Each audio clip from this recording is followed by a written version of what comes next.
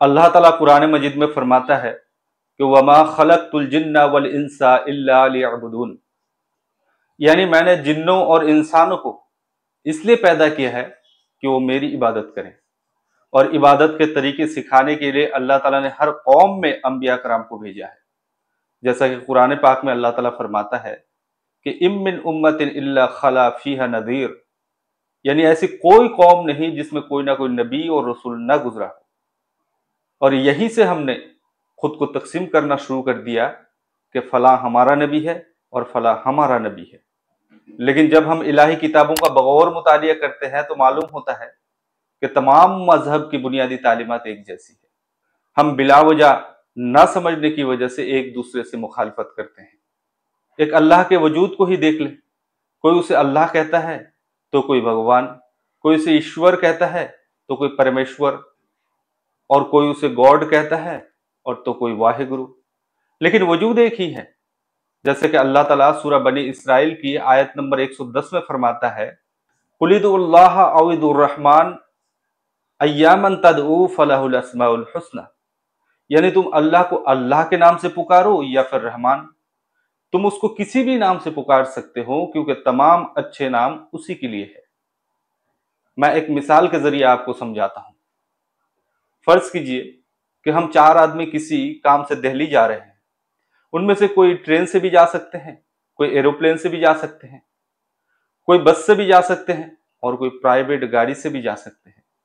ہمارے راستے مختلف ہو سکتے ہیں لیکن ہم سب کی منزل ایک ہی ہے۔ اللہ تعالیٰ کے لیے بھی یہی مثال صادق آتی ہے کہ ہمارے راستے الگ الگ ہو سکتے ہیں لیکن ہم سب کی منزلیں ایک ہی ہے۔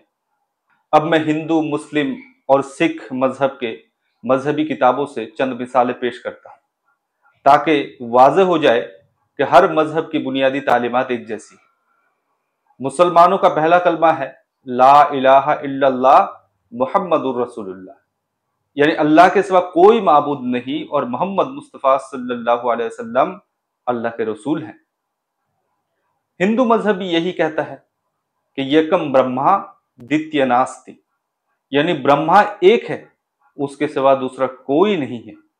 اور یہی بات سکھ مذہب کی کتاب پوری روئی داس کے صفحہ نمبر 3457 میں اس طرح ذکر ہوا ہے قائم دائم صدا پادشاہی دومنا سوم ایک سواہی، یعنی اس خدا کا وجود ایک بادشاہ کے طور پر قائم ہے، وہ 2 یا 3 نہیں بلکہ صرف ایک ہے۔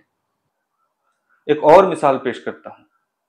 قرآن مجید کی سورہ مجادلہ کی آیت نمبر 21 میں اللہ تعالیٰ فرماتا ہے کتب اللہ لأغلبن انا ورسلی، یعنی اللہ تعالیٰ نے طے کر رکھا ہے کہ یقیناً میں اور میرے رسول ہی غالب ہوں گے۔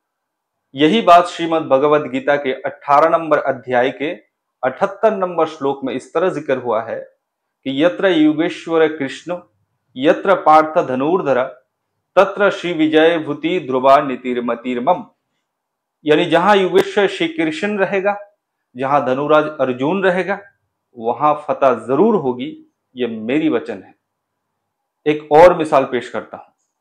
رسول اللہ صلی اللہ علیہ وسلم کی ایک حدیث ہے کہ ان اللہ یبعث لہذہ الامت علی رأس کل 100 سنۃ من یجدد لها دینہا، یعنی اللہ تعالیٰ اس امت میں ہر 100 سال کے شروع میں ایسے کسی کو بھیجے گا جو اللہ کی خاطر دین کی تجدید کرے گا، یعنی رینیو کرے گا۔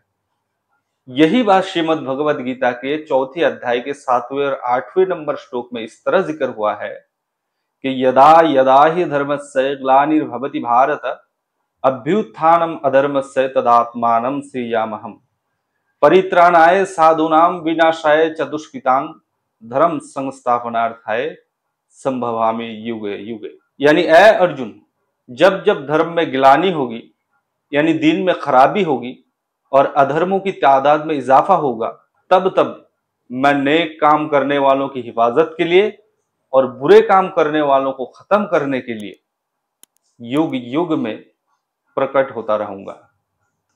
ایک اور مثال آپ کے سامنے پیش کرتا ہوں۔ اللہ تعالیٰ قرآن مجید کی سورہ العمران کی آیت نمبر 187 میں فرماتا ہے کہ کل نفس ذائقۃ الموت، یعنی ہر ذی روح کو موت کا مزہ چکھنا ہوگا۔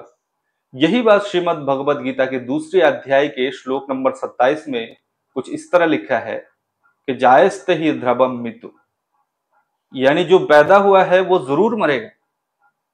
ऐसी बेशुमार मिसालें हैं जिनसे ये बात वाज़ेह तौर पर साबित होती है कि तमाम मजहब की बुनियादी तालीमात एक जैसी है। लिहाजा चूंकि हम सब एक ही गंगा के पानी पीते हैं, एक ही हवा में सांस लेते हैं, यहां तक कि एक हिंदू भाई के जिस्म में जो खून दौड़ता है वही खून एक मुसलमान भाई के जिस्म में भी दौड़ता है।